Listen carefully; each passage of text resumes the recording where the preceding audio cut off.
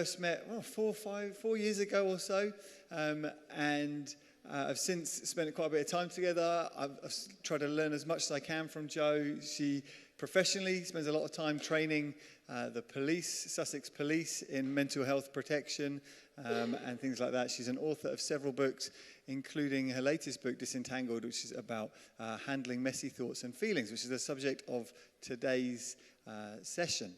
She's also come with Lyndon, her husband, who is going to be speaking for the first time ever today, sharing his journey with this subject as well. Yeah, sorry, yeah, not... I'm sure he's spoken before. Yes, they're both involved in helping to lead the church down in, I always forget the name of, in Storrington. And it's great to have you both with us. So can we please make them feel very welcome? Jo, over to you. Hello. Oh gosh, that's very loud. I have to keep my voice down a bit. I'm used to shouting. So I've just spent 9 years pretty much working with Hampshire Constabulary. So what that's like is leading church for teenagers who've been forced to come by their parents. So it's already a really odd experience to be looking at people who are smiling at me and seem to want me here and want to be here themselves. So that, it's almost freaking me out. So I'm used to seeing people with their arms folded in quite a grumpy way. So I'm very pleased to be here. I don't know if... it's working. Okay. This is Jez's timing for the day. I don't know if there's any flexibility with that or whether we have to sit with that rigidly with regards to refreshments. I don't know if anybody knows anyone here doing the refreshments, given Jez has gone out the room. Good there. Okay. Okay, so anyway, this is the broad outline for the day. So as Jez said, I wrote a book called Disentangled that came out January last year, and with the Good Book Company, which was entitled Disentangled: How to Manage Your Thoughts and Feelings. So all my colleagues got very excited about that in my secular profession, and then I said the subtitle, which was To Live Freely for Jesus. So lots of them decided they probably wouldn't buy that. But anyway, so that's the root of meeting Jez and being here. So we're going to start here, so talking about what even is our inner life. As part of that, we're going to talk about what goes on inside of us and the need for a biblical self-image. And then Lyndon and I are going to tell our personal stories, which actually are quite different. We've both been Christians for a really long time, and we both have quite different experiences of realizing that we have thoughts and feelings at all. So that's going to be interesting, I hope. These are my disclaimers, which I hope Jez told you before I came. So this actually is my first ever time speaking to Christians. So I know that might be good news or bad news for you. I am a psychologist, clinical psychologist who works in a secular context. That's my job. I've been a Christian for 3, probably near 4 decades, and I became a Christian in Seaford. So what an interesting place God has brought me to do my first thing with Christians. But I'm definitely not a theologian. I hope my theology is sound enough to get us through. But if you have deep theological questions, you need to ask Jez or maybe my husband for today. So I will do my best, but that's my backstory.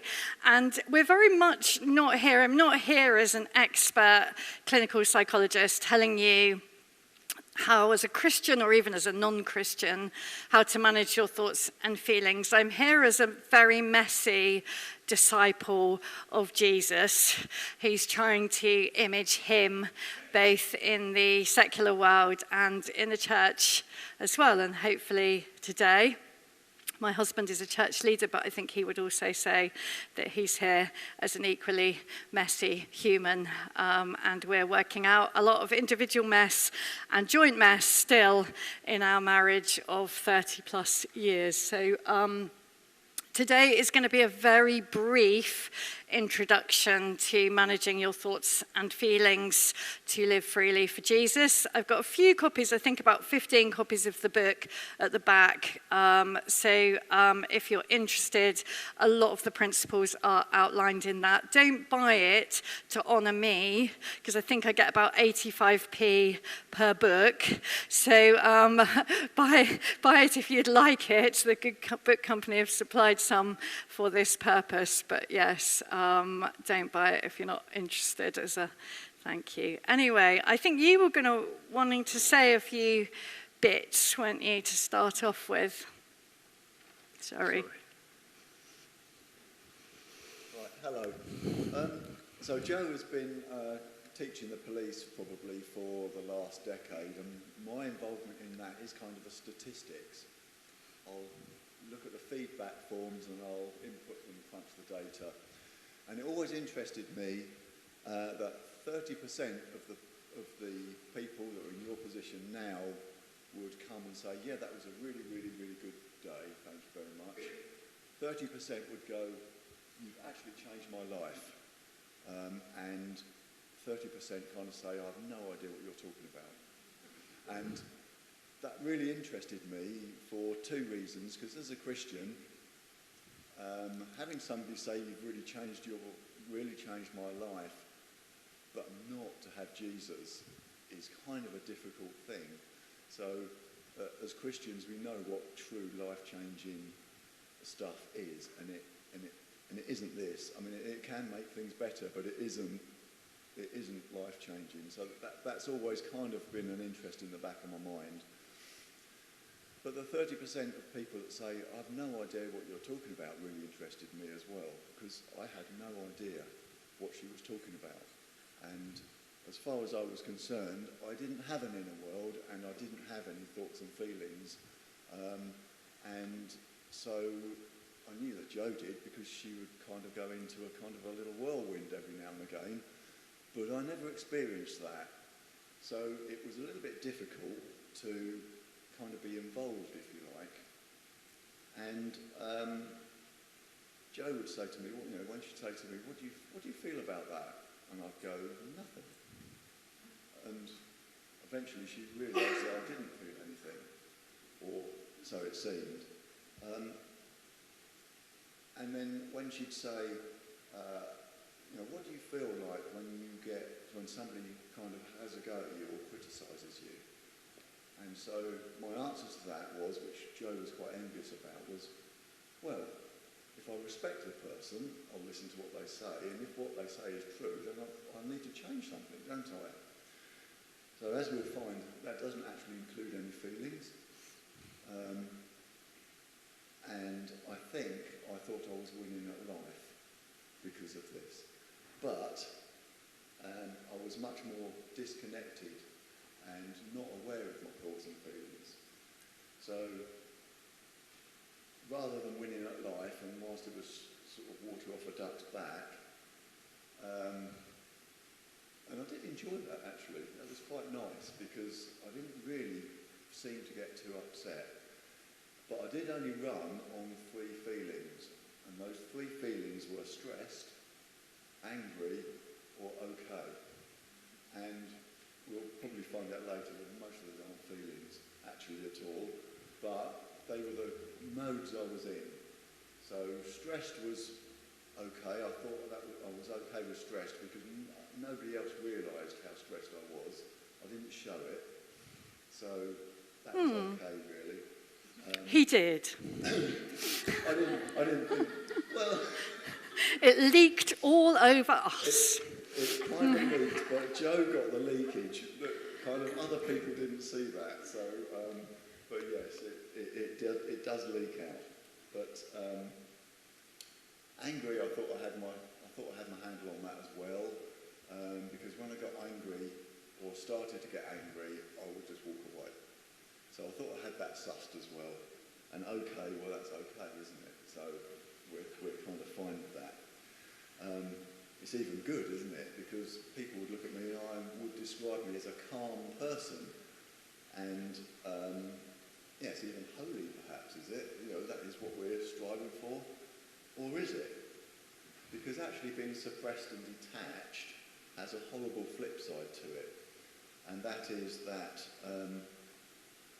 I just didn't understand people's thoughts and feelings, so even extreme ones. So at church, as a church leader, if somebody came to me and said, I'm feeling really bad, one of my parents has died and I'm in a catastrophic state, I'd go, oh really? That's bad for you. And that's as far as I could go. Well, actually, nobody did come to me because actually people realised that I didn't understand what they were saying, so people don't come. So I'm married to a psychologist, and so having had a conversation with her, which is another flip side to being disconnected, is we had a conversation. I said, I don't actually ever feel truly happy. There's not a point where you could say to me, are you happy? And I'd say, yes. I feel okay, and I thought that was it. But here comes the Happiness Project, and the Happiness Project started about a decade or so ago, and actually was here again near Seaford. It was actually on the Seven Sisters. So we were walking up one day, up and down the hills, and it was a glorious day. And Joe turned to me and said, I feel really happy. And I thought for a moment, do you know what? So do I. And I'd have missed it. If she hadn't have stopped me at that point, I'd have missed it. And it was quite a shock to me that actually there was something going on, but I was just not thinking about it and having a kind of suppressing thing. So fast forward a little bit, there's a fairly difficult time that came that I could not suppress, and at that point everything doesn't just leak then, it just comes out in a kind of a tsunami. And so that has kind of opened up a new world for me of thoughts and feelings. So now I'm kind of able to understand, and it's quite difficult to navigate actually. So there's bad feelings that are horrendous and difficult, and I wish that I was back in my previous state. And then there's good times when I'm just so grateful that actually I can experience a kind of happiness. Jo will say she's really, really grateful all the time, no matter how I am feeling. And more importantly, their thoughts and feelings are there for a reason. They've been given to us by God. So what does God want? What is his thoughts for what we should be doing? And clearly, he's given us these thoughts and feelings. Clearly they're for a reason. Clearly we need to be paying attention to them. So if you're kind of like me and you don't think you've got some, maybe the only thing you can get out of today is that there is an inner world. And there's a surprising amount of people that don't realise that that's going on. Stereotype is it's men, and but it's not necessarily always the case. But the first thing is we need to know that we have some inner thoughts and feelings. So thank you. I will be around if people want to, if people are disconnected, there's and I'll realise that they are, I'll be around for people to talk to if you want, and I won't have too much to do for the rest of the day, so I'll just hand back to Jo. Thank you. This is the first day we've done together ever. So it's my first day ever doing anything in the Christian field. It's our first day of doing anything together. So I have said a lot to my secular friends, if our marriage survives today, you'll have to believe in God, because it will be a science interfering miracle, won't it? So anyway, thank you. That was really useful. And yeah, Lyndon, we realised, I've always thought he was calm. We now realise he was numb. So not a great psychologist, am I? Anyway, so what we realized was, all the research shows that if you're disconnected from your thoughts and feelings, you won't be able to empathize well with other people, and actually you're much less able to control your impulses. You're much more vulnerable to kind of giving in to urges, which wasn't really your case, was it? But, it's a real problem. We're designed to be relational, aren't we? Our God is a relational God. The Trinity is relationship, and we are designed in God's image to be relational. We're designed to look up, and then in that context to look out. So there's nothing godly about being numb and disconnected, actually, even though I think it's sometimes sold that way, that people that are calm are somehow more godly than those people that have ups and downs. So anyway, let's move into a bit of an introductory thing. So there's no tricks. Write on a piece of paper, on the back of one of your pieces of paper, it doesn't matter, 6 numbers between 1 and 24.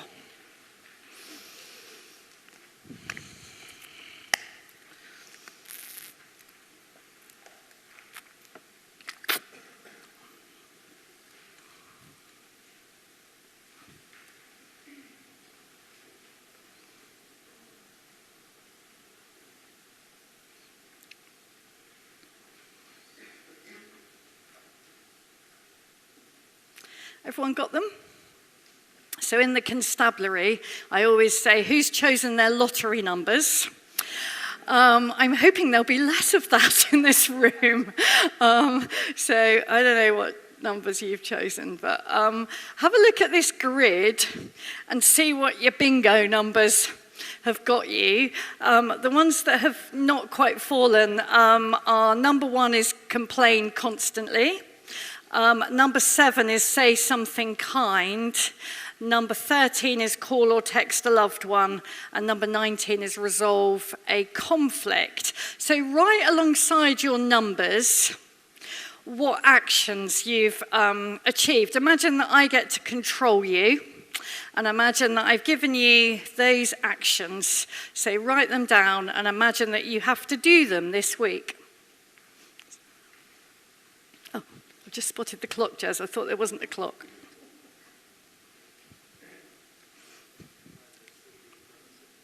Pardon? Okay, the ones that are on the edge there. So number 1 is complain constantly. Number 7 is say something kind. 13, call or text a loved one. 19, resolve a conflict. Everyone got their numbers, written it down? Give you a couple of minutes.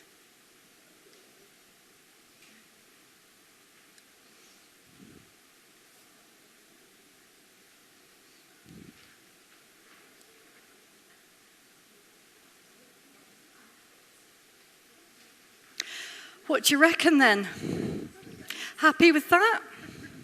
Who's really happy with the actions that I'm going to put inside of them with a memory stick? Put your hand up if you're quite happy. What are you happy with? I've only got one bad one. Okay. I'm happy with pray, encourage someone, study Bible, witness to a friend, and resolve. And what's the one you don't like? Hurt someone. Okay. Anybody else? Who's not so happy with their actions? Yeah, what actions are you not happy with?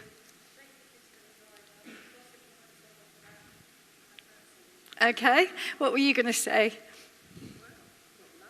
Have you?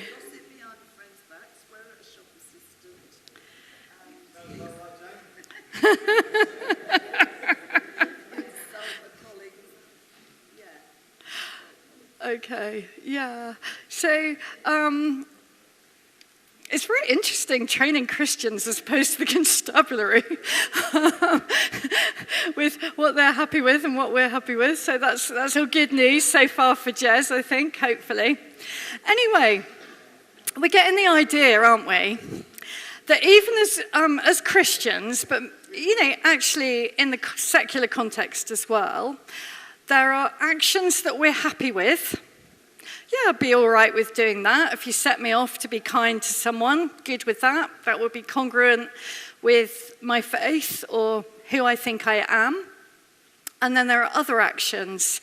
That's not congruent with who I am, but more importantly, who God wants me to be. Because our commission is actually to image God and his values into the world, isn't it, essentially? That's what we're designed for.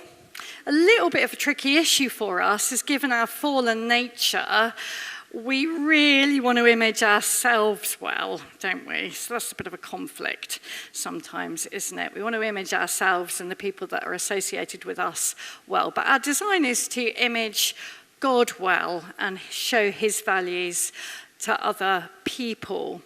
But sometimes we do that, don't we? Sometimes we're like, yay, as we look back over today, we might see of some of those actions and we are happy with that. Yeah, I encouraged somebody, I was kind to somebody.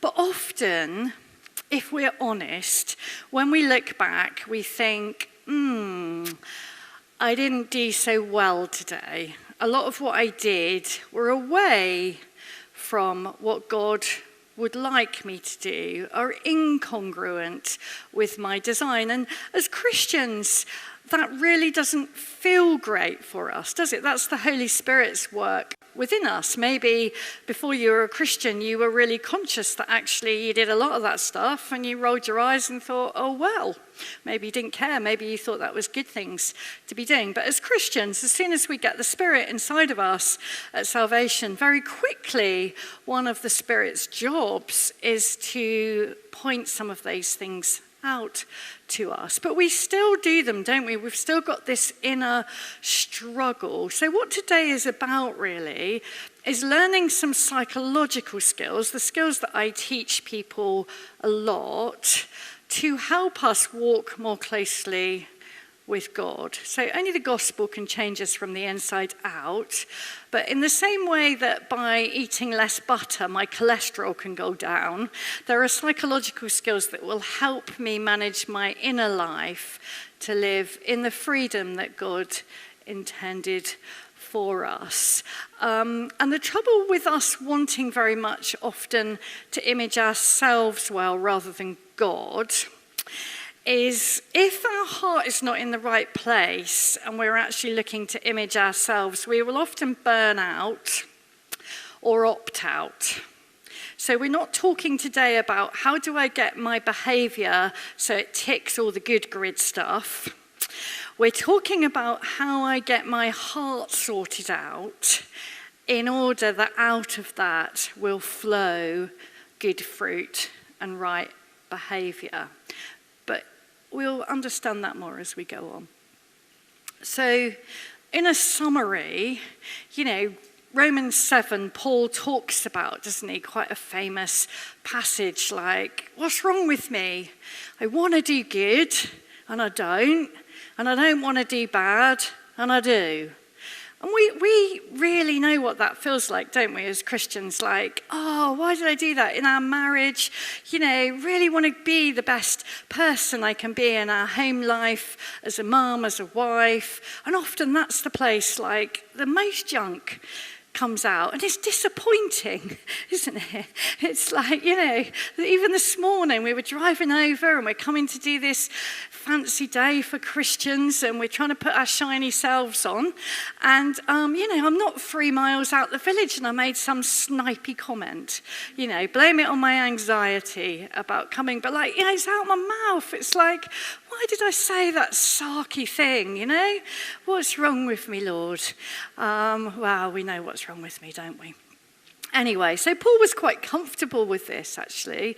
Quite comfortable with this inner struggle that we have, that we've got the Holy Spirit inside of us changing us, but we're not always walking in the Spirit. So kind of beginning to think about 2 directions. We can look at all of our speech and all of our actions, a bit like that grid at the end of the day, and we could start to go, that piece of information that I spoke out, that did image God. It moved me towards his values, which you would be the fruits of the Spirit, really. Which, interestingly, I spend my whole life, I've done probably done this work with thousands of people, asking them, what are your values? Like, no one ever says, I'm so glad that I'm being unkind and spiteful. Everybody says, I want to be kind, I want to be grateful, I want to be patient, I want to be self-controlled. It's like, hang on a minute, it almost sounds like you've been designed and someone's put some values inside of you. They're the fruits of the Spirit, aren't they? And sometimes as Christians, we're walking in the Spirit, we're listening to what God wants from us, and we show God's values to the world, and that's a win. So we can call that towards moves, moving towards God. Other times we get totally disconnected, led by our flesh. We say the sarky comments, we drink the beer, we do whatever our thing is, and it's like, oh, that didn't take me towards God's values. And a lot of that is to do with being entangled within our inner world without noticing it. So the clouds there represent life, really. You know, the sun's out today, isn't it? And the sky's blue, and all is well with me. Anyway, I'm well fed and have clothes on my back. But interestingly, it doesn't take much to wind us up, does it? You know, we were stuck behind a tractor on the way. The woman that I got my coffee from at 7:45, she wasn't doing it very fast. And there was someone in front of me, and he was like faffing about with his card, couldn't get his card to work. And, you know, there's a big part of my heart that wants to shout, seriously? Have you not seen who the most important person in the room is? I'm going to do an important day today. It's going to be my first ministry, and I can't be late. You know, I want to have a little bit of a sigh and a little bit of a grump, don't I? And it's going on inside of me, even though I've got a nice Christian smile on the outside. Inside of me, I'm thinking, like, you know, who comes out at 7:30 in the morning on Saturday and faffs about with their card when I'm doing something important? So it doesn't take much. It's not the big stuff, is it, often, that can very easily bring up inside of us some quite unpleasant, ungodly thoughts and feelings. And when we get entangled inside, there's not much good stuff in there. If we're honest, if we look hard, the longer we go on in the faith, the better we get at looking at our thoughts and feelings. It's a little bit disappointing, if I'm honest. I've just got to 60. If you'd have asked me at 35 if I was still having this struggle at 60, I'd have said, absolutely not. I'm kind of cracking on. I'm doing quite well between me and the Spirit, partnership. You know, we're doing quite well cleaning up this inner stuff. If you'd have shown me my inner life at 60, I'd have been desperately disappointed. You know, it wasn't the girl that was saying snarky comments on the way to the leadership day, and it wasn't the girl that was getting all grumpy in the coffee shop. So, you know, but when we become entangled with that stuff, that's when we get taken out, really. So recognizing it's not always the big dramatic stuff. So there's 3 psychological reasons, really, that we get driven by our inner worlds away from listening to the Spirit or going God's way. So first of all, we just, a bit like Lyndon really, have no clue we even have an inner life of thoughts and feelings. We're disconnected for whatever reason, usually for really good reasons. So often when people have experienced a lot of pain emotionally in their younger life, very sensibly their physiology decides enough with those feelings, and they become quite numb inside as a protection. So either you don't know you have an inner world, or you don't know what your biblical self-image should be. I'll talk about that in a minute. Or you get stuck on autopilot, a bit like a zombie, kind of floating around, moving towards things that make you feel comfortable and running away from things that make you feel uncomfortable without really recognizing that. And the third one is that actually you know you've got a lot of difficult feelings and thoughts, but you have no clue how to manage them, because there's a lot of schools of thought in Christians, and a lot of it, to be honest, is real junk. Sorry. But some of the things people have said to me over the years, and people I hear speaking to people who are suffering from anxiety or expressing a lot of difficult thoughts, it's neither biblically true or psychologically sound. What people are told. And I think that's, see, one of the things I hope that you'll have a sense of is like, how can we manage this stuff in the right kind of way without either suppressing to the point where we feel nothing, that's what often people are suggesting we should do, or getting so entangled and behaving like people who aren't Christians, where my feelings tell me what to do, they control my actions. Neither of those are right. And in my book, I talk about how a quite good metaphor to think about is about parenting your thoughts and feelings. So, you know, lots of you perhaps have had children, but everybody at least will know children. And we'll all know children who we don't consider have been very well parented. They are often feral. We have a lot of them in our community cafe, and they are not a pleasure to be with, I am afraid. So what we need to do with our thoughts and feelings is we need to pay attention to them, like we need, if you've got a child, you know, I need to tell you that you need to pay attention to your children. Otherwise, you will not parent them well. So that's right. And I remember once when my daughter, who was a little bit of a drama queen and did a lot of dramatics, and she was screeching her head off in a supermarket all the way around.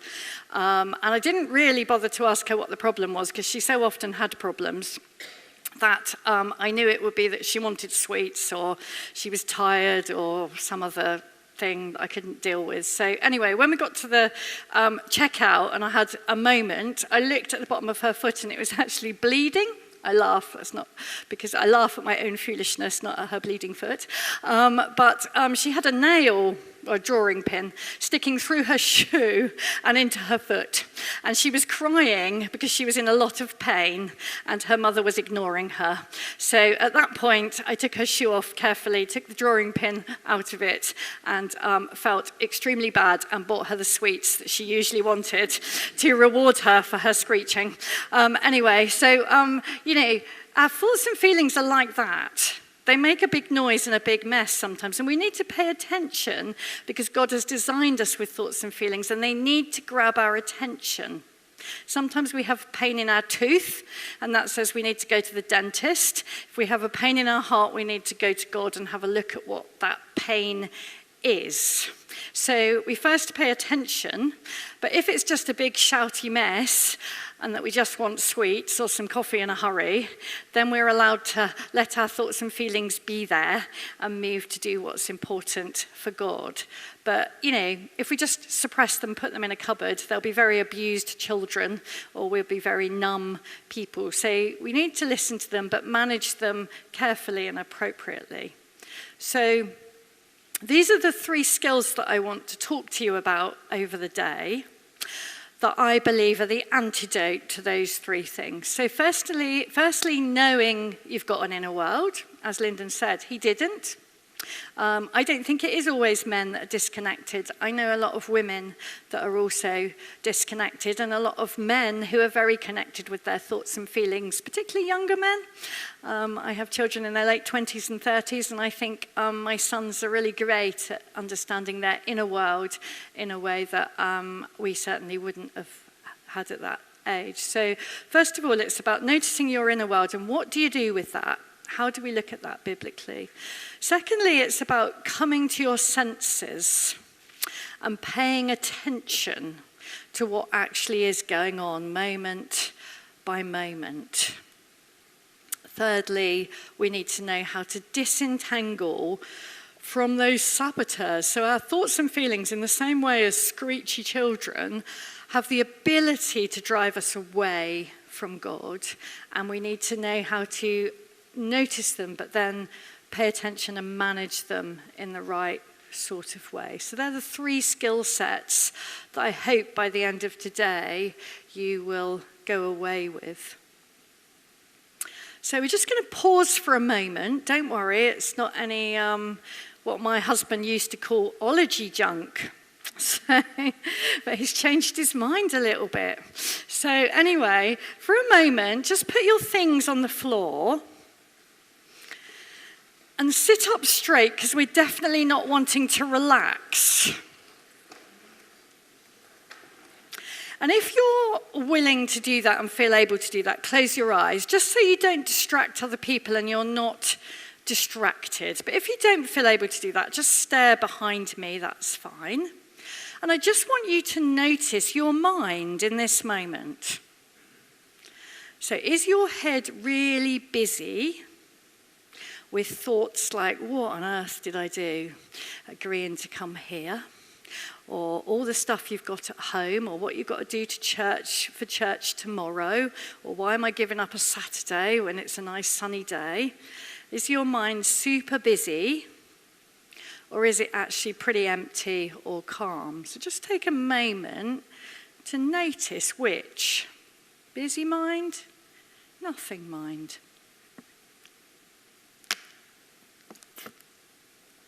And then turn your attention to your body.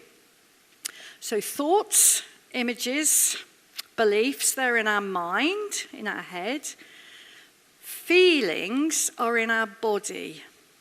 So just turn your attention to your body and start to notice physically what's it like in this moment. Are you tired? Have you got any aches and pains? If you have, turn your attention to your aches and pains. Where exactly are they? Bit odd. Zone into your pain. Just notice where your shoulders are in this moment. Are they scrunched up near your ears, or are they down? Notice your posture. Notice whether your legs are crossed or on the ground. Notice how comfortable the chair is. Notice where you're connected to the chair. Where can you feel the chair on your body? And then just notice whether you've got any emotional feelings. So if you had to finish the sentence out loud, which I won't ask you to, and you had to say, today, in this moment, I am feeling, what would it be? Nothing? Sad? Angry? Bored? Anxious? Just kind of notice what you're feeling. Where do you feel it? How do you know you're feeling that? And then we're going to come to our senses. So we're going to open our eyes and we're going to take a moment to just listen to what you can hear. And then have a look round and see something you haven't noticed, maybe ever, in this building. Have a proper look round and spot what you can actually see. And then take a big in-breath and see if anyone smells nice or not nice. And then notice what you can feel under your fingers. Where are your fingers? What can you feel there? And then notice what you can taste. Whip your tongue around your mouth. Can you taste any breakfast? Coffee?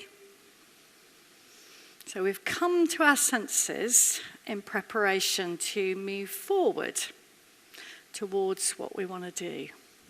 So what you've seen in there, whatever it is your inner world. Whether you want to go for a run or sit here, whether you're thirsty, whether you are a bit bored or sad or anxious, that's your inner world. That's what we're talking about.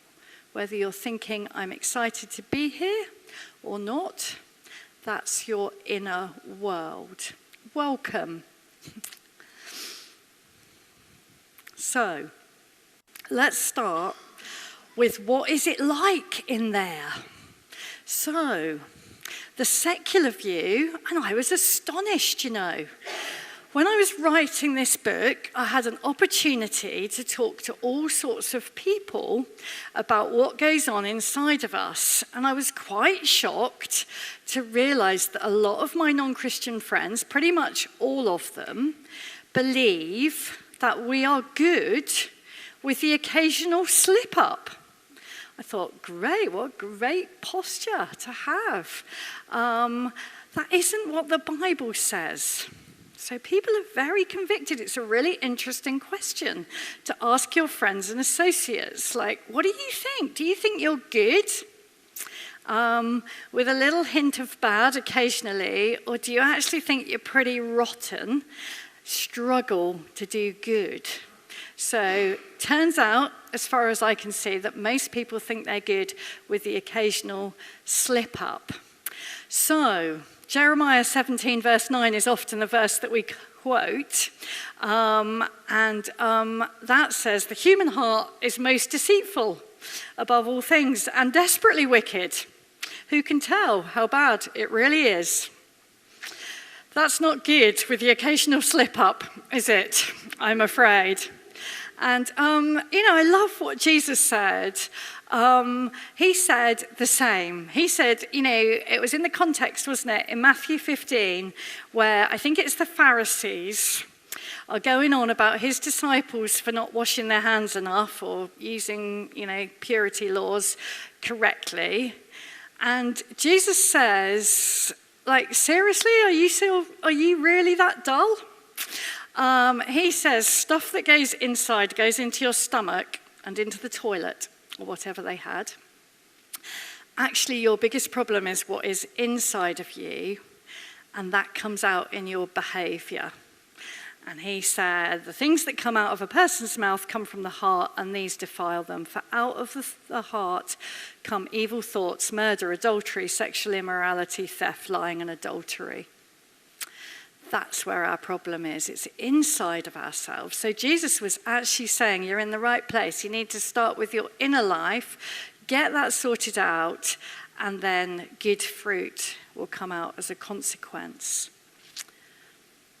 So that's the deal, really, that we have an inner world that only God can see, and you, if you're looking hard enough, paying attention.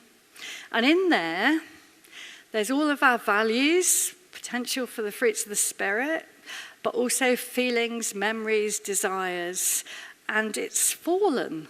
The Bible sensibly describes all of our inner world as the heart, even though that doesn't make huge sense to us. Other times, the exact translation is people feel things from their bowels. Their bowels went out to people is a word that kind of you talk about for empathy if you look at the original languages in the Bible. So that doesn't really make much sense. We talk about our heart as the center of emotions, don't we? But Jesus said it's really ugly in there. And a lot of people say to me in all sorts of contexts, I wish I was a psychologist because you must be able to look into people's inner worlds and know what's going on. Well, I wish I did because, I would earn a lot of money, wouldn't I? And call a lot of people out. So sadly, that's not true. But and you can learn this too, because it's really easy, don't tell my colleagues, but you can see what people are thinking and feeling by their behavior. So sadly, what goes on inside shows on a camera. So we have an inner world, and only you know what's going on in there. I can't look at you and think, he's thinking that, she's feeling that.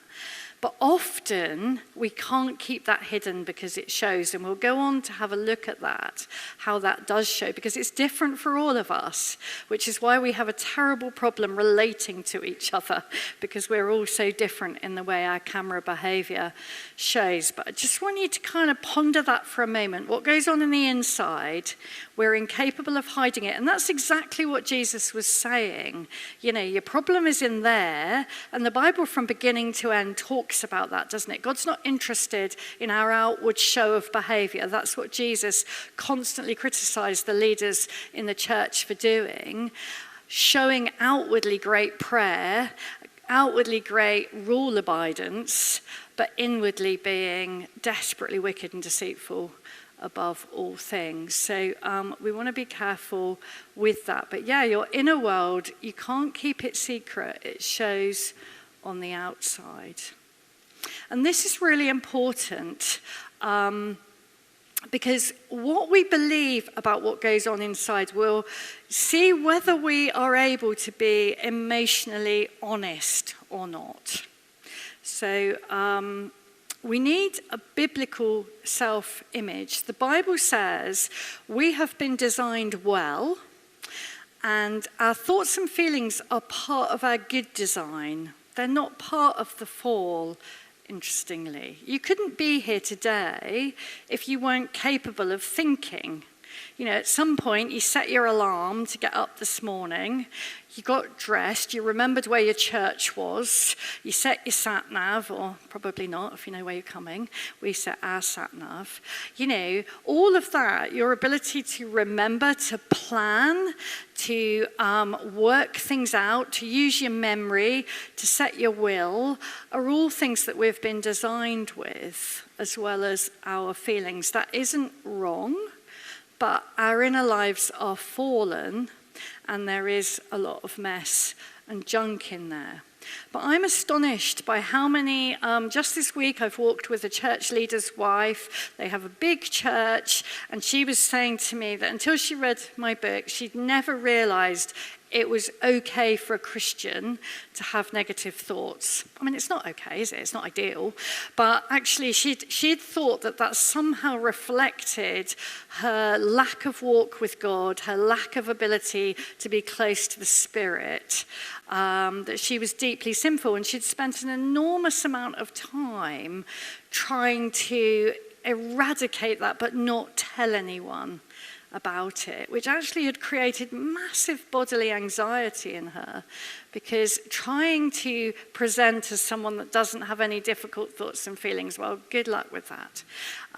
So, you know, you can only suppress. So then you're going to end up doing some really odd things, because if you don't take Jesus as your covering, that's why Jesus died, because there's not 1% of Joe Johnson that could pull it out the bag.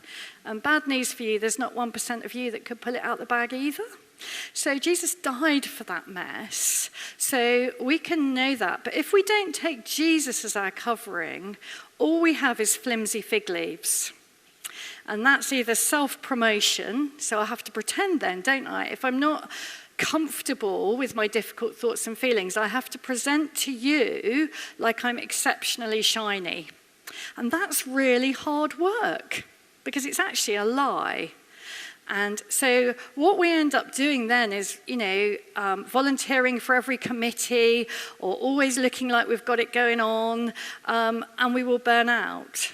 If we're trying to image ourselves well, it won't work. We'll end up burning out.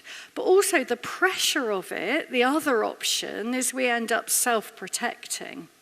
So if I'm so fearful you'll see what's inside of me and then reject me, that's the world, isn't it? That I'll get cancelled for saying the wrong thing or doing the wrong thing. Then if that's my belief, that if a Christian sees that stuff, I will hide away. So I will withdraw, I will lie, I will defend. I will never be able to own my mistakes. I'll always be blaming other people and self-justifying.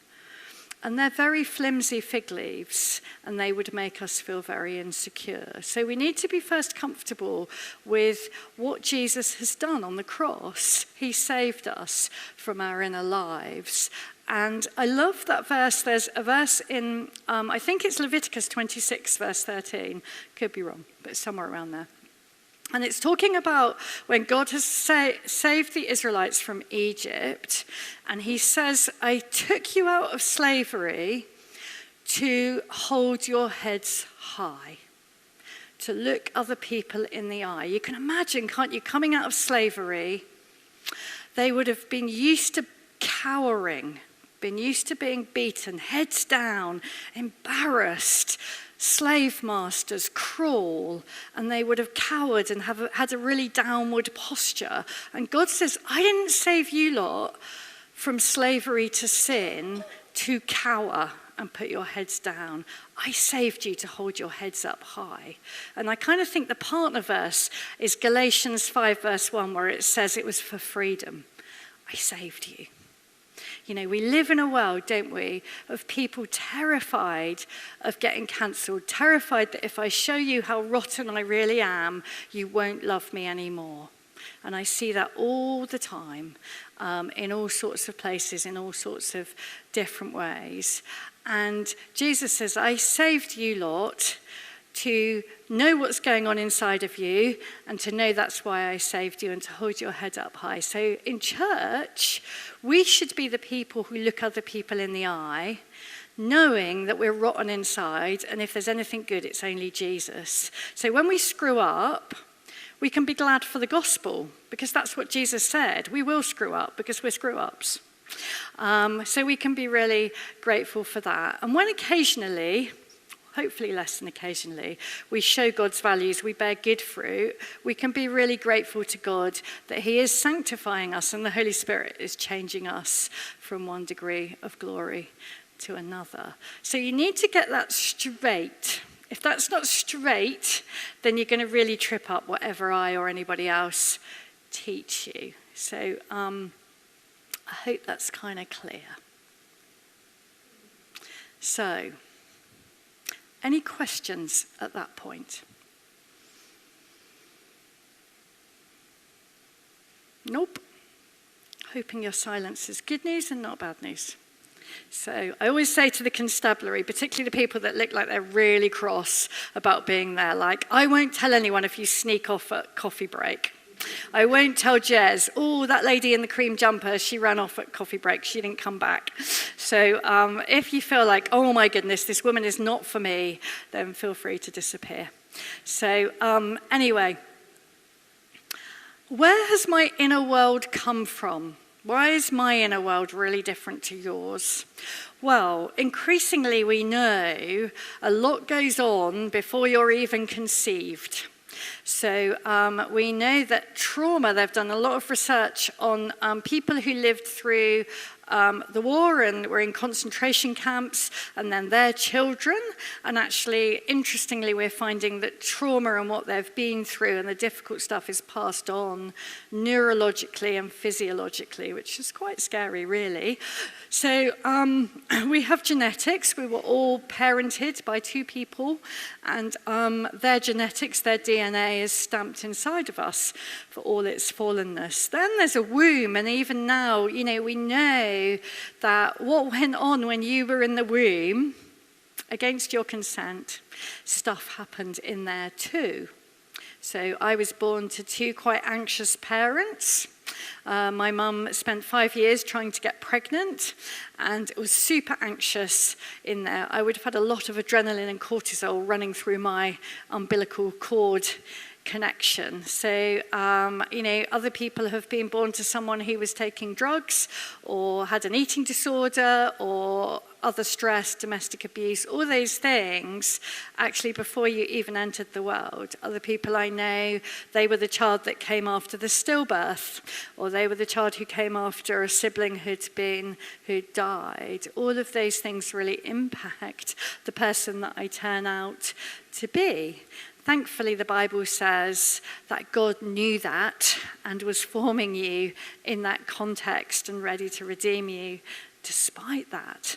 So then we're born into the arms of people, one way or another, aren't we? And that has our next impact. So, you know, what we learn in those early attachments is what I'm going to think about women as my first same-gender relationship, and also what I'm going to learn about men in my first heterosexual relationship. And all of that is going on. A lot of that wiring happens scarily before we're 2.5. I'm learning those things. My mind is developing beliefs about myself and other people by the way that things are happening around me. And then more of that goes on until we're about 8 or 9. So a lot of those times that we can't even remember that first decade of life, we have formed a lot of difficult stuff inside of us. Even if your childhood was amazing and you were raised by Christians, they were fallen. And in our desire often to move away from the parenting that we experienced as negative, we go way too far the other way, and all sorts of things. And it's difficult, isn't it? Those of you that are in marriage, it's really difficult. And we play out a lot of tricky stuff that impacts our children. So it's important to kind of know that. And then before we've even escaped childhood, there's difficult stuff at school. School's the worst place ever, isn't it? If you're going to form a positive view of yourself or other people, often a lot of us are still carrying scars. Things said to us in our earliest years kind of stick like glue, don't they? And then we have our adult experiences. So there's a lot in our inner life that has been formed without our consent. And as a result, I mean, a lot of that, in the same way that our physiology, the body shape, the way we will be is formed, so is our inner world. So our minds hold unconscious beliefs about ourselves, and our thoughts, our mind in general is like a lens. So, people will say often to us as Christians, oh, wow, you're just brainwashed by your worldview, as if they don't have a worldview. How weird is that? They can brainwash their children into atheism, but that's not a worldview, is it? That's objective. So, this bizarre idea that any of us are imprinting our children with objectivity in any way is a bit weird. So our minds are like lenses. We go into school with a lens that's already been developed. Can I trust adults or not? Will men treat me well? Will women treat me well? What do I feel about myself? And I'm navigating the world in that way. So the child that has been unprotected at home and feels vulnerable will hide away a lot, even in school. So they won't develop language and social skills in the same way as a child that feels pretty loved and center of attention and is going to go out there and communicate and give eye contact in a way that that other child won't. So, and that's how we enter the adult world. That's how we enter high school. That's how we leave school. We leave school with lenses. And my daughter and I were walking home a few years ago, and I said, oh, look, there's Dad. And she laughed and went, that's not Dad, Mum, that's somebody else. So it's like, oh, sugar. Then she said, the advert joke, should have gone to Specsavers. And I did go to Specsavers, and they told me that my prescription was way out of date. So there I was looking at a strange man thinking he was my husband, when actually my prescription was out of date. Could have hugged a stranger, couldn't I?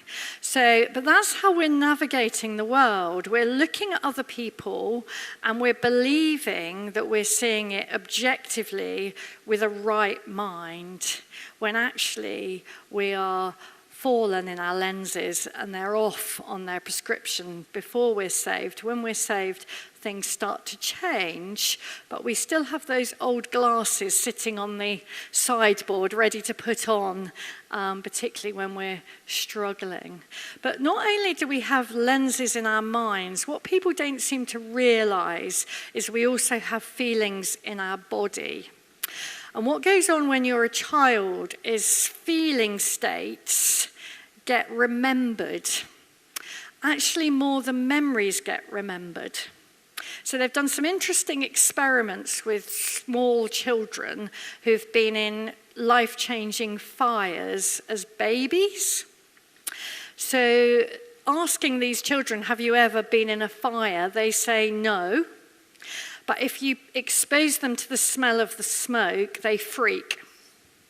So their bodies remember that they've been in a very scary situation, even though their minds have no conscious memory of it. And we're like that too. So when somebody speaks to me in a way that makes me feel rejected, my body tells me something horrible and dangerous is happening, even if that person isn't interested in me or rejecting me or whatever, or hasn't even seen me, my body is giving me an experience of rejection. That's why we're so odd. That's why sometimes somebody will say to you, oh, you did that or you did that, when actually we didn't, or certainly that wasn't in our intention. And that's a really important thing to understand, that we have and I think there's a good way of looking at it is they're stored a bit like emotional landmines. So certain places in the world, there will be landmines underground that no one knows are there until they tread on them. So you have in your body long stored emotional landmines. So often they are rejection or fear or situations, and they can be triggered very unconsciously. So it might be a smell even that actually triggers that, or it might be the way that you're spoken to or the way someone looks at you will trigger in you a feeling state that you're hardly conscious of.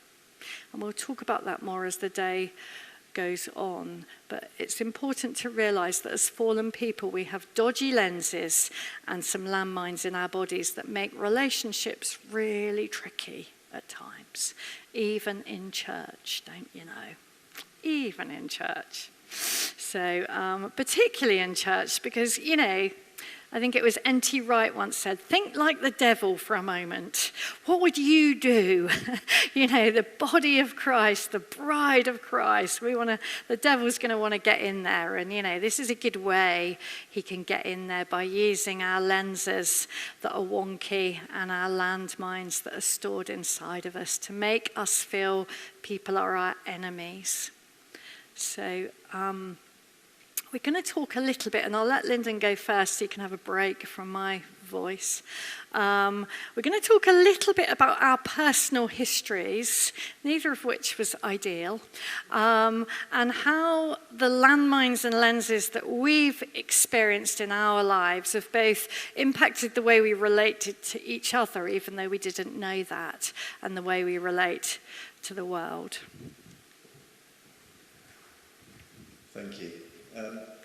I didn't realise that I came from a difficult childhood, because my childhood was what it was, so I just thought that was normal. But for the first 7 years of my life, my dad was in the Navy, so didn't see much of him at all. After that, my mother became an alcoholic. And so tensions in the household were quite rife, and it was quite a difficult time, really. As I grew up to be about 13 years old, the best thing for me to do was just to exit the house. So I spent most of my time out of the house, and I never thought it was strange but I do remember specifically on one occasion walking up and down the local river on my own, because there were no kids out to play, if you like. But actually it wasn't time to go home yet. So I would just kill time and not go home. So either out or in my bedroom, kind of running away from what was escalating arguments and fights.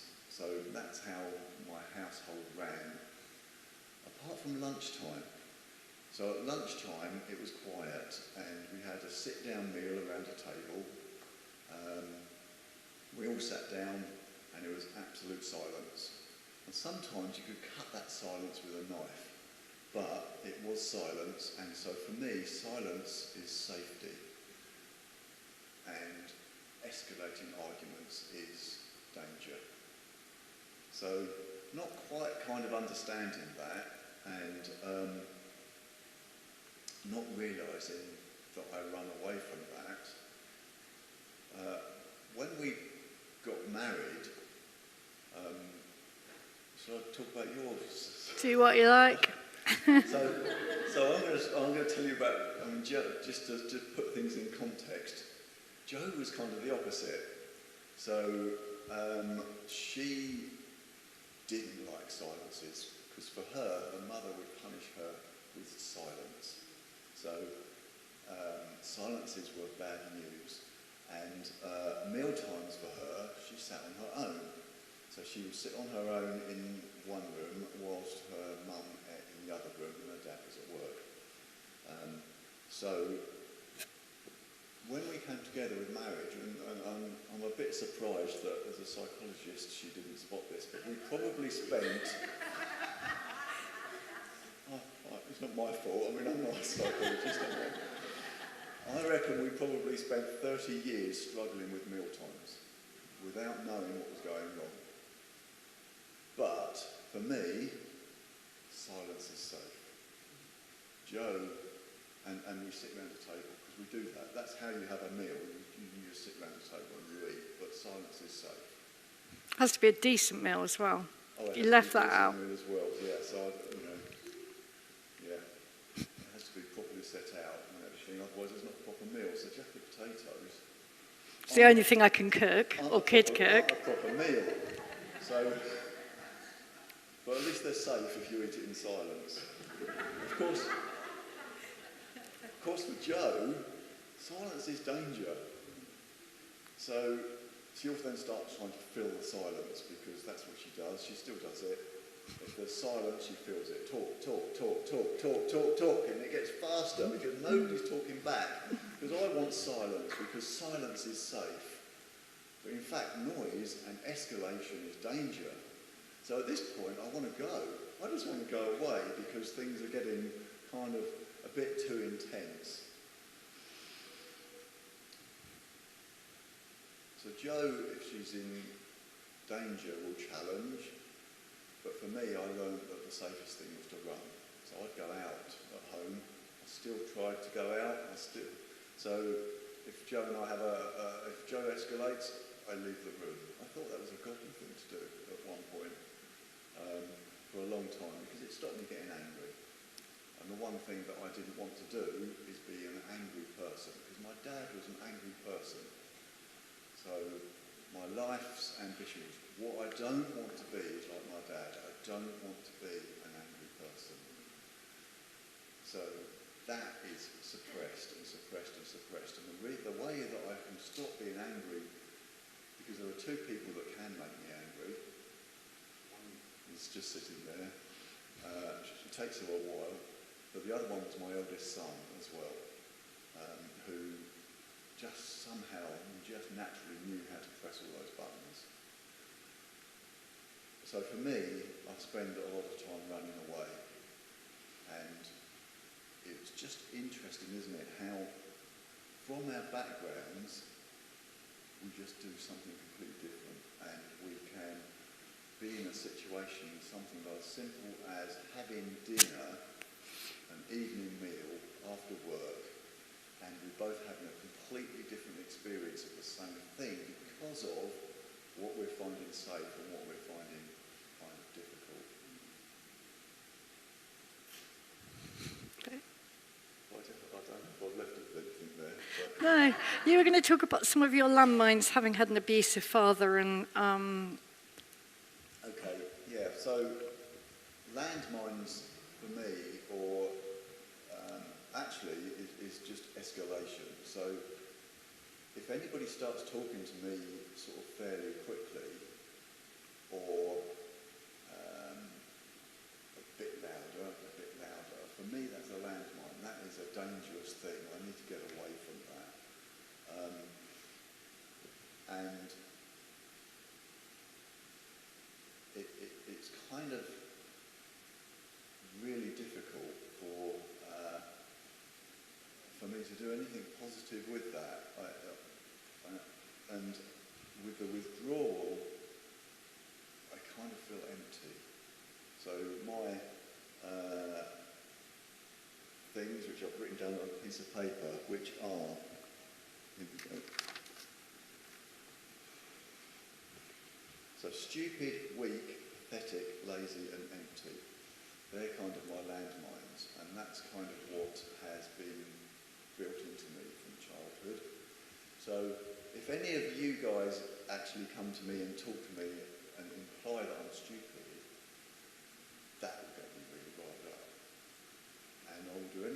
can to stop you thinking that I'm stupid, even if it means I'm working harder,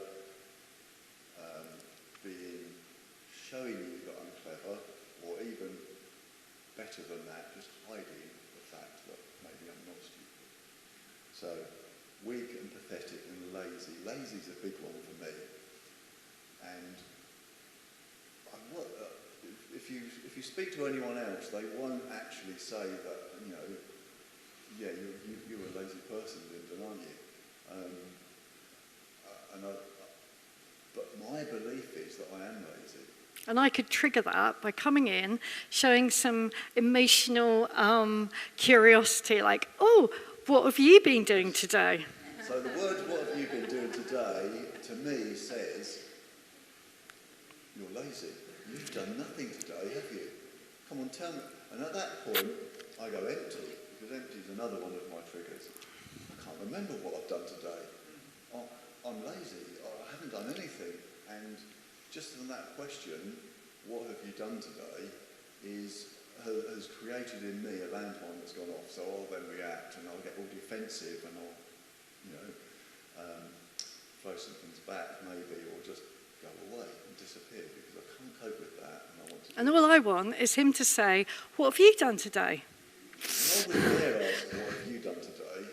Because that's a dangerous question.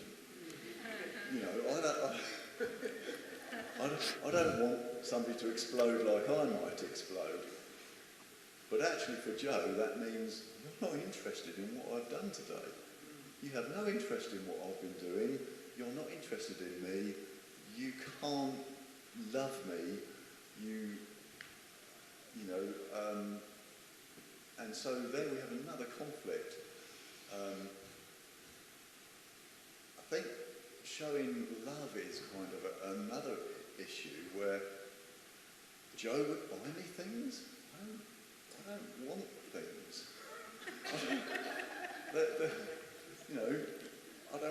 Whatever it is, I don't really want it. But that's her showing me love. I'll put the bin out, or I'll do something. I'll go and pump the tyres up on her car. And lucky me. It's okay. I do that because I love her. She doesn't care. It's just like, yeah, well, you get the idea. And, we're quite surprised, actually. I'm surprised because she's a psychologist, that we just didn't talk about our early marriage. We didn't talk about what we actually wanted to have in our marriage that we haven't brought from our past.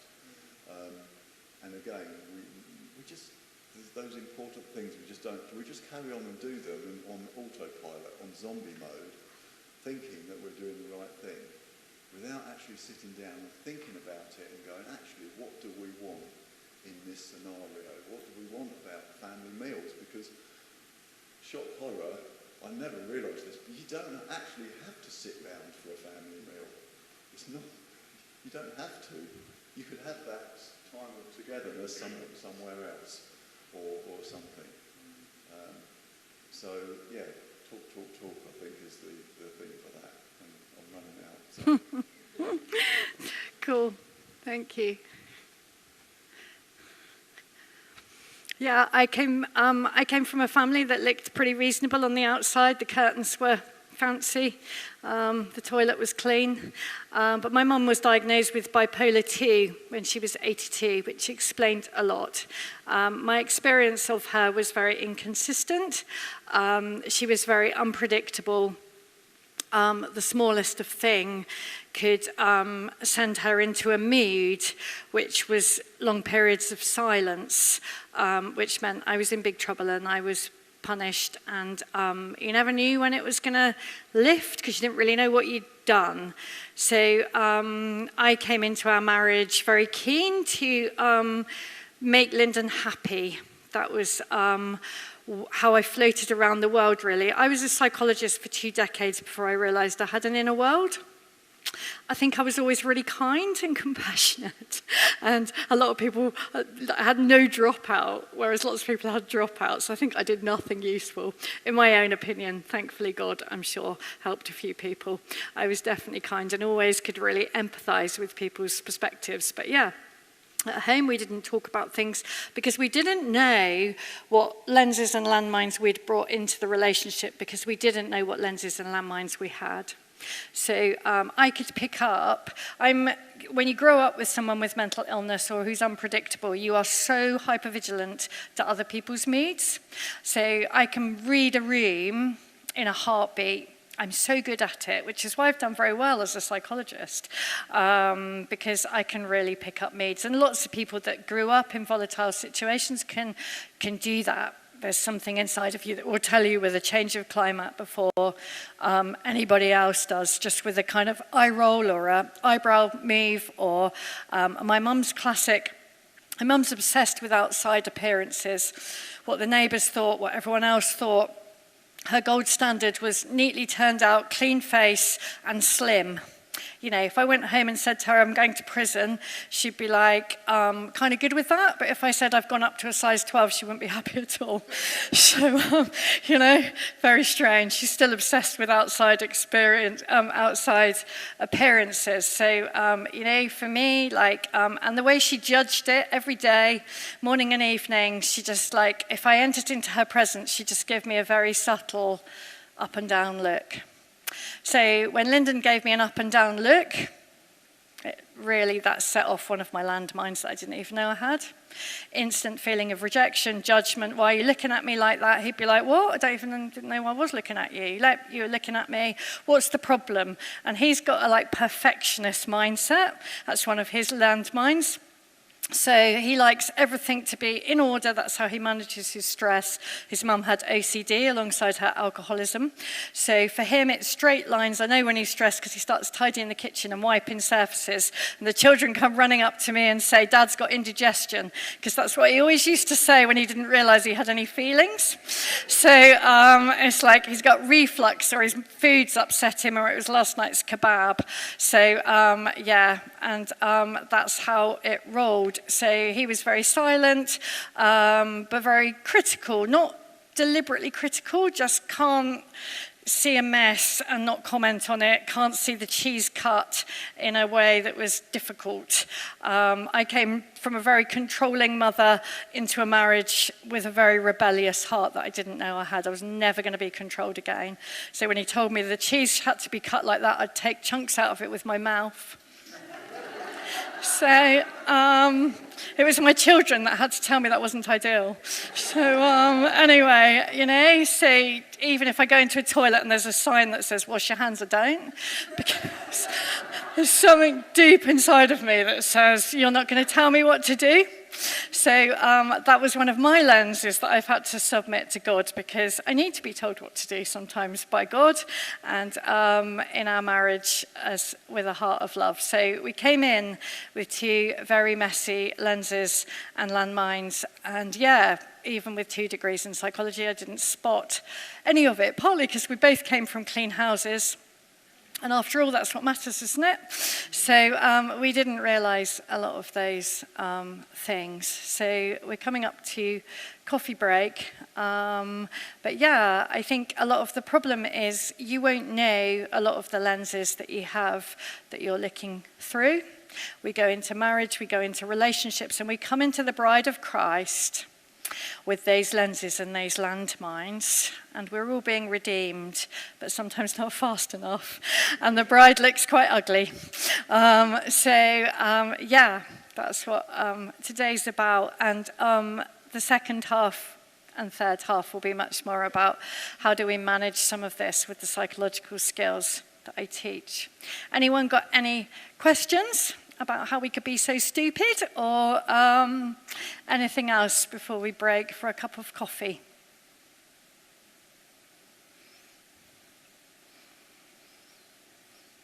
No? No challenges? Is that good news? Oh, we got a question.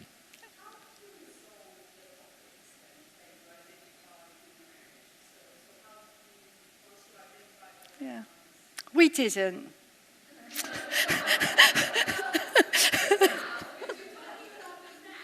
We're talking about them. This isn't as long distant as you think, which is like the plot twist. I think it's still a really ongoing battle, because the trouble with landmines is my brain doesn't tell my body the updates. So Lyndon can still walk into a room, and if I'm cool and calm and I've had a good day and all my clients have gone well, then I'm in what we call green. That's been one of our really helpful things. So I'm green, we're all good. He can get away with pretty much anything, as can everybody else. But if I've had a tricky day and I'm a bit orange, I've felt a bit invalidated, people haven't loved me as much as I'd like, kids playing up, and he comes in and he's like, who put those shoes there? I'll just go off into one, and in fact, what was it? I think one of the ladies at my church was like horrified. But I was like, because that was one of the things he did for years. When he came in from work, he'd be like, who's put, like the shoes, because we've got 4 kids. You know, they've got 7 pairs of shoes each. And anyway, he'd always comment on the shoes. And then one day I was just like, one day you'll come in, there'll be no shoes, because we'll either be dead or we'll have left you. And I said, will that be your happiest day? Will you come in and go, thank you, God, there's no shoes, because no one loves me anymore? And it's like, he was like, oh, probably not. But anyway, we still have those moments. I think what we do now, I talk a lot when people I work with about rupture and repair. So we have to recognize, I've got landmines, he's got landmines, I've got lenses, he's got lenses, and sometimes they clash. We think very differently. You know, I think if I ask you lots of questions, give you lots of validation, I'm showing my love to you. He thinks that's all a waste of words. Why would he, you know, I should know I love him and that I look nice or that I've done something well. Why does he need to say that? So, you know, we're still working on this stuff. We're still going against our own grain, because that's what it is. So communication is the kind of easy answer, isn't it?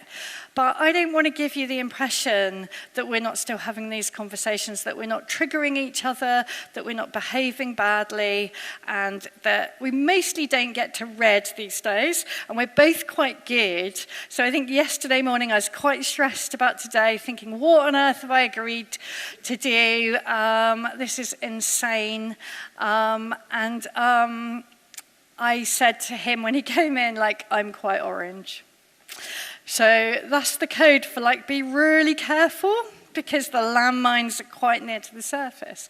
We do that with each other, and we apologize quickly, and we recognize rupture. And I'd say mostly, I mean, we could have, you know, in the early years, even in the middle years, gone on for 4 days or something, like having had a rupture, not really knowing why we'd had a rupture, and then not repairing it, whereas now, mostly, if we have a rupture for an hour, it's quite a long rupture, isn't it? So, yeah, still a work in progress, still being redeemed. It's hard. It's hard being in relationship with anyone. And on my own, I'm so perfect. You'd look at me and you'd be like, she is gold standard. You know, I'm sitting there, I'm having my quiet time, Bible open, praying, and I often even get tempted to think, you know what, God, you and I, we've done a jolly good job, haven't we? And then Lyndon comes in and he just opens the door slightly too noisily, ruins everything. I feel really annoyed. And then it's like God's holding up a mirror going, you know what, maybe you and I have work to do still, don't we? And, you know, on our own, it's so easy, isn't it, to be gold standard. And then it's easy when the other person that comes in the room holds a mirror up to yourself, which is like, you're not that nice. And that's where our biblical self-image comes in. It's like, yes, Lord, I'm not that nice. And that's why you had to die. But often we want to turn away from that mirror, because all the time I'm not looking in a mirror and I'm by myself, I can feel pretty good. But that's why God intended us to be in relationship and in churches. So we keep having a mirror, even though it's painful, that says, you're not that nice. And that's why I had to die for you. Praise God. Let's have coffee. Sorry, go on. This has been something that I've been thinking about. Growing up in the church,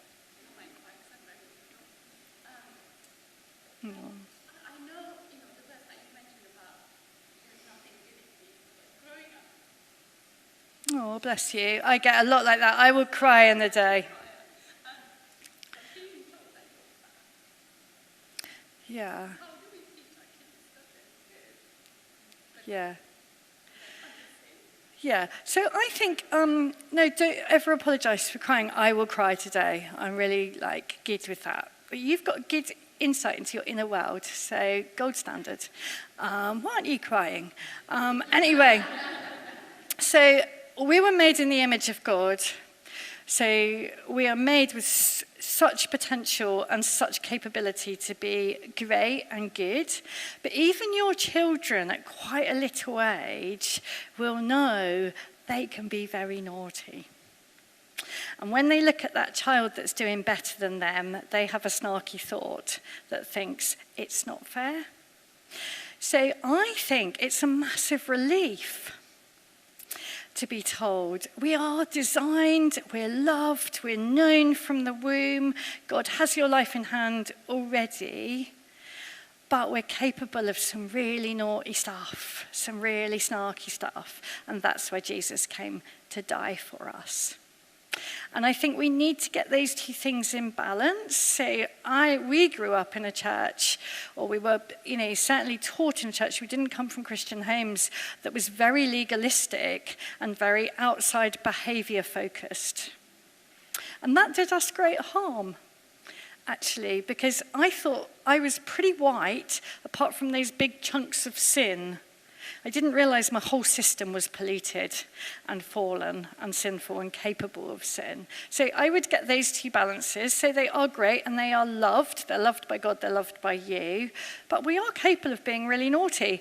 And I would, out that. We did that with our children from really young. So I would really show them my thoughts and feelings, even in silly ways. So I'd open the fridge and go, oh, what's for dinner? And then I'd go, oh, my mind's saying, don't bother. There's no one grateful in this house. Why don't you just go out by yourself to the park and play on the swing? So I try and give them a little bit of an insight to the way my mind worked. But also I think you're applying the gospel. Every time they're naughty, you're like, oh, we're so loved, aren't we? So loved that Jesus came to die for us. But we have this tendency, don't we? We're wrong uns. And it's easy to do wrong, and I do wrong too. So that's where I would land it.